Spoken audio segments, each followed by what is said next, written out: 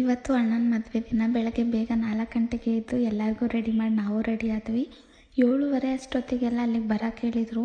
ಹಾಗೆ ಶಾಸ್ತ್ರಗಳೆಲ್ಲ ತುಂಬ ಚೆನ್ನಾಗಿ ಮಾಡಿಕೊಟ್ರು. ನಾವು ತುಂಬ ಬೇಗ ಎಲ್ಲ ಮುಗಿಸ್ಬೋದು ಅಂತ ಅಂದ್ಕೊಂಡಿದ್ವಿ. ಹಾಗೆ ಎಲ್ಲರೂ ಮತ್ತೆ ದರ್ಶನ ಮಾಡಿಕೊಂಡು ಊಟ ಮಾಡಿಕೊಂಡು ಬೇಗ ಬಿಟ್ವಿ. ಯಾಕಂದರೆ ಬೇಗ ರೀಚ್ ಆದಷ್ಟು ಮನೆ ತುಂಬಿಸ್ಕೊಳ್ಳೋಕೆ ಚೆನ್ನಾಗಿರುತ್ತೆ ಅಂತ.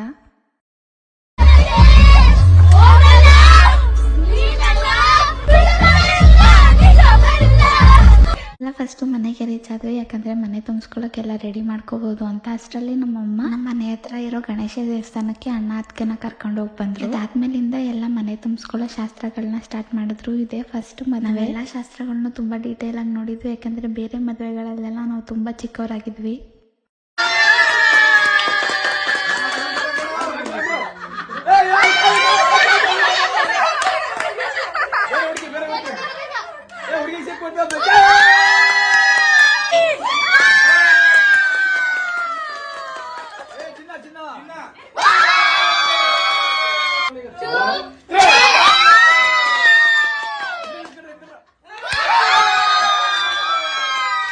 ಶಾಸ್ತ್ರ ಎಲ್ಲ ಆಗಿದ ತಕ್ಷಣ ನಾವೆಲ್ಲ ಚಿಕ್ಕವ್ರು ಸೇರ್ಕೊಂಡೆ ಚಪಾತಿ ಮತ್ತು ಟೊಮೆಟೊ ಪಲ್ಯ ಮಾಡಿದ್ವಿ.